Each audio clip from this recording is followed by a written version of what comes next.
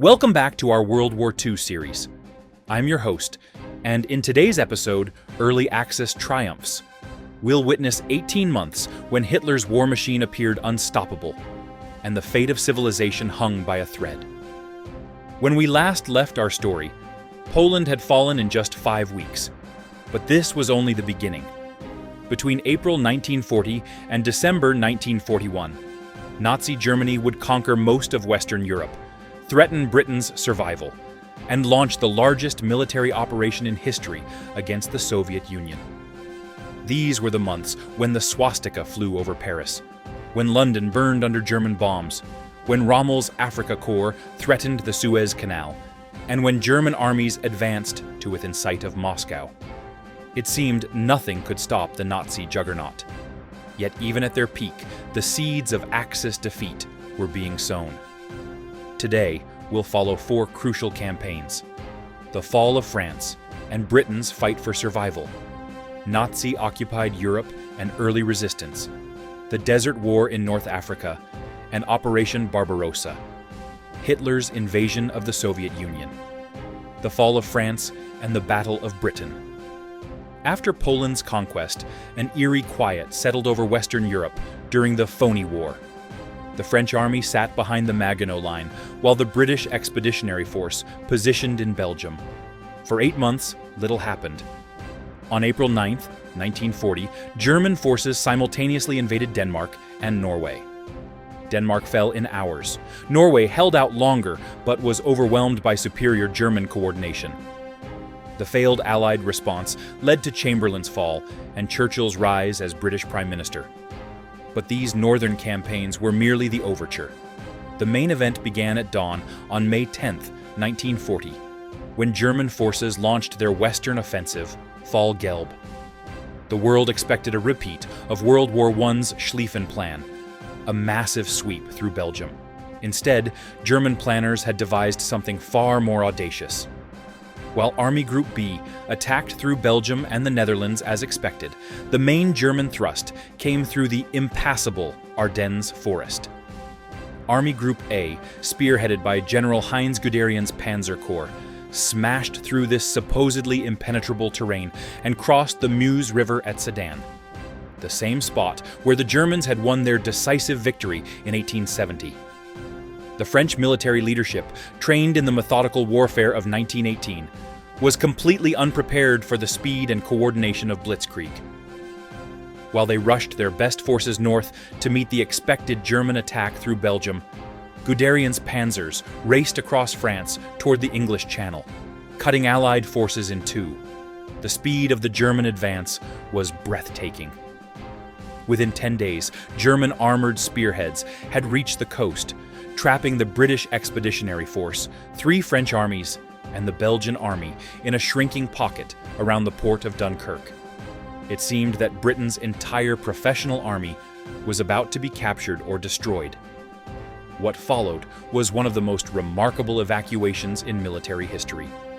Operation Dynamo, the evacuation from Dunkirk, lasted 9 days, from May 26th to June 4th. Royal Navy destroyers, merchant vessels, fishing boats, pleasure craft, and anything that could float crossed the treacherous waters of the English Channel to rescue the trapped forces. Under constant attack from German aircraft and artillery, over 338,000 Allied soldiers were evacuated to Britain. Churchill famously reminded the nation that wars are not won by evacuations, but Dunkirk preserved the core of Britain's army and became a symbol of British determination. The Dunkirk spirit, making the best of desperate circumstances, would sustain Britain through the dark days ahead. Meanwhile, France was collapsing. The German offensive resumed on June 5th with Fall Rot, and French resistance crumbled. Paris was declared an open city to save it from destruction, and German forces marched down the Champs-Élysées on June 14th. The sight of Nazi banners hanging from the Arc de Triomphe shocked the world. Marshal Philippe Pétain, the aging hero of Verdun, signed an armistice on June 22nd in the same railway car where Germany had surrendered in 1918. A calculated humiliation. France was divided into two zones: the northern and western regions under direct German occupation, and the southern Free Zone, governed by Pétain's collaborationist Vichy regime. Only one man refused to accept defeat. General Charles de Gaulle, broadcasting from London on June 18th, declared that France has lost a battle, but France has not lost the war. His call for continued resistance found few immediate listeners, but planted the seeds of the French resistance. In just 6 weeks, Hitler had accomplished what Germany had failed to achieve in 4 years of World War I. France, Britain's last major ally, had fallen. The British Empire now stood alone against Nazi Germany. Hitler expected Britain to seek terms, but Churchill had other ideas. In his speeches to Parliament and the nation, Churchill made clear that Britain would fight on. "We shall defend our island, whatever the cost may be. We shall fight on the beaches. We shall fight on the landing grounds. We shall fight in the fields and in the streets. We shall fight in the hills. We shall never surrender." To invade Britain, Hitler first needed air superiority. The Battle of Britain began in July 1940 as the German Luftwaffe sought to destroy the Royal Air Force. Hermann Göring commanded nearly 2,500 aircraft against RAF Fighter Command's 700 operational fighters. The battle went through several phases. Initially, the Luftwaffe attacked shipping and coastal targets. In August, they shifted to RAF airfields and radar stations. The radar chain, Britain's early warning system, proved crucial, allowing outnumbered RAF fighters to intercept German formations. The heroism of the few, the RAF pilots who flew Spitfires and Hurricanes against overwhelming odds, became legendary. Pilots like Douglas Bader, who flew with artificial legs, and the international volunteers, including Poles, Czechs, and Americans who joined the fight, embodied the spirit of resistance. The turning point came on September 15th, now celebrated as Battle of Britain Day. Massive German raids were met by the entire RAF fighter command, resulting in heavy German losses. Hitler, facing his first major defeat, postponed the invasion of Britain indefinitely. Frustrated by his failure to defeat the RAF, Hitler ordered the Blitz, the systematic bombing of British cities. From September 1940 to May 1941, German bombers attacked London nightly, then targeted industrial cities like Coventry, Birmingham, and Liverpool. The bombing killed over 40,000 civilians, but failed to break British morale. Hitler's Europe, occupation and resistance. By 1940, Nazi Germany controlled most of continental Europe, but controlling territory and governing populations proved different challenges. Nazi occupation policies varied by perceived racial value. In Western Europe, France, Belgium, Netherlands, Norway, Germans maintained some normal administration, often through collaborating governments. The Vichy regime in France actively collaborated with German policies. In Eastern Europe, Nazi policies were far more brutal. Poles and Czechs were classified as subhuman. Poland faced deliberate cultural destruction, elimination of intellectuals, clergy, and leaders. Universities closed, books burned, Polish language banned. But Nazi oppression sparked resistance. In France, the resistance began as isolated defiance, cutting wires, distributing newspapers, helping Allied airmen escape. Gradually, these acts became organized networks. In Yugoslavia, Tito's partisans and Mihailovich's Chetniks fought occupiers and each other. Polish Home Army maintained an underground state. Soviet partisans would eventually involve 300,000 fighters. Resistance movements served multiple purposes beyond military harassment. They maintained morale, preserved democratic institutions, and prepared for liberation. Most importantly, they preserved the moral foundation for post-war democracy. North Africa and the Mediterranean front. While Northern Europe was under Nazi domination, a parallel conflict was emerging in the desert wastes of North Africa. What began as Italy's attempt to create a new Roman Empire would evolve into one of World War II's most dramatic campaigns, featuring legendary commanders and desperate battles for control of the Mediterranean. Mussolini had grand ambitions for his new Roman Empire. From bases in Libya and Italian East Africa, he planned to seize British Egypt, close the Suez Canal, and dominate the Mediterranean. In September 1940, Marshal Rodolfo Graziani's Italian 10th Army invaded Egypt from Libya, with 250,000 men. The invasion was a disaster. British General Archibald Wavell, commanding just 36,000 troops, launched Operation Compass in December 1940. In 2 months, British and Commonwealth forces advanced 500 miles, destroyed 10 Italian divisions, captured 130,000 prisoners, and threatened to overrun all of Italian North Africa. Mussolini's African empire was collapsing. By February 1941, British forces had also conquered Italian Somaliland and were advancing into Ethiopia. The Duke of Aosta's forces in East Africa were completely cut off and facing inevitable defeat. Hitler, embarrassed by his allies' failures and concerned about British control of the Mediterranean, decided to intervene. In February 1941, he sent the Afrika Korps under General Erwin Rommel to Libya. This decision would transform the North African campaign and create one of World War II's most celebrated military rivalries. Rommel, nicknamed the Desert Fox, was everything the Italian commanders were not: aggressive, innovative, and personally brave. He had earned his reputation in France, where his 7th Panzer Division's rapid advances earned it the nickname Ghost Division. In North Africa, Rommel would display the same tactical brilliance that made him one of history's finest field commanders. Arriving in Tripoli in February 1941, Rommel was ordered to conduct a limited defensive campaign. Instead, he immediately attacked. His mixed German-Italian force drove the British back across Libya, recapturing all the territory lost by the Italians and besieging the vital port of Tobruk. The Siege of Tobruk became an epic of endurance.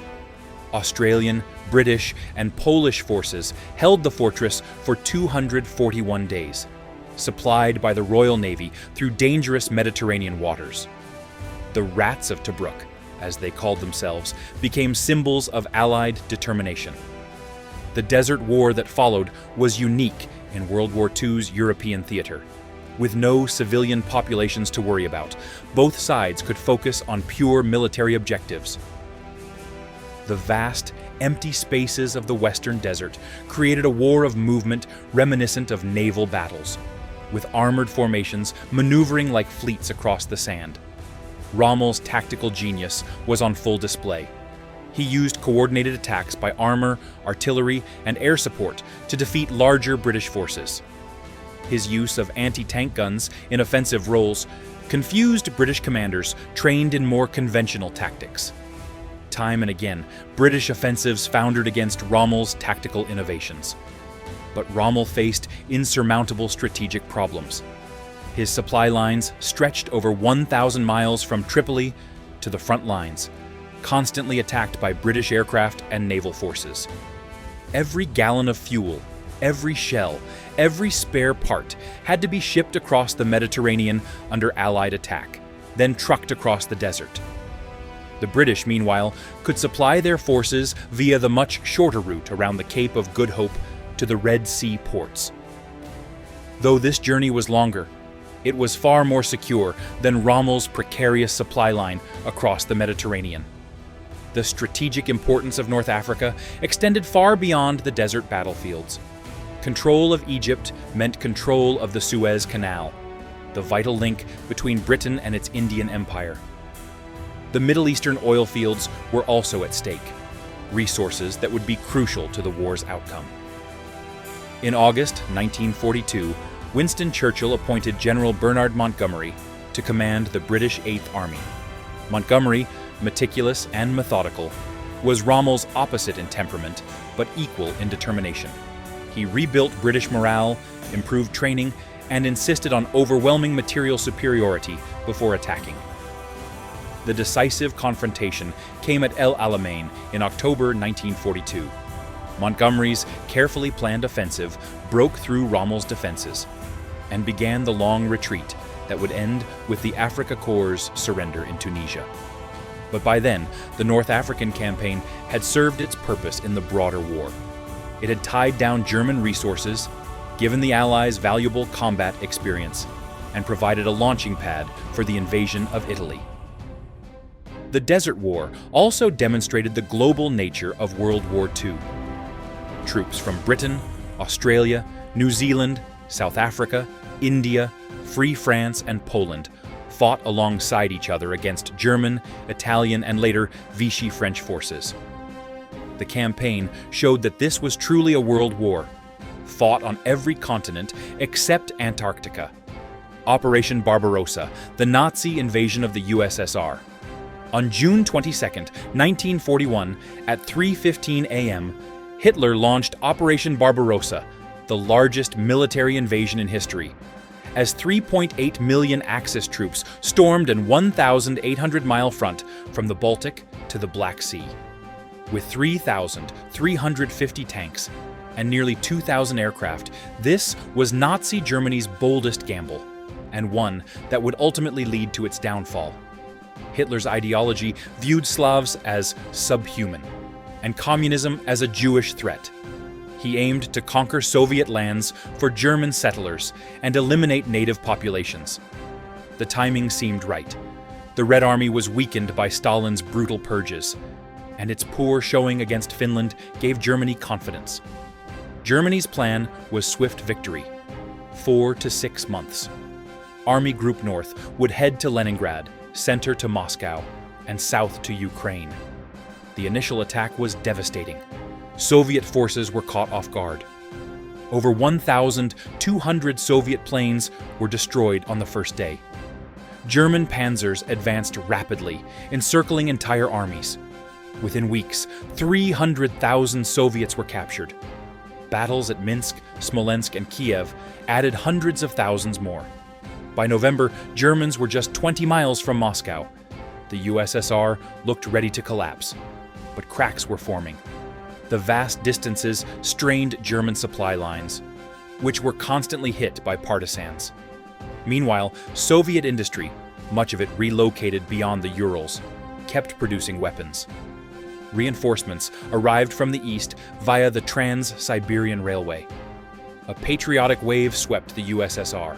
Stalin, after early silence, rallied the nation with a call for a great patriotic war. Resistance hardened. Leningrad endured a brutal 872-day siege, costing over 1 million lives but never surrendering. As autumn rains turned roads to mud and winter set in, German troops, lacking cold weather gear, faltered. In December, Siberian troops counterattacked outside Moscow, pushing Germans back. It was the Wehrmacht's first major defeat. Operation Barbarossa's failure sealed Germany's fate. A quick war became a drawn-out two-front conflict it couldn't win.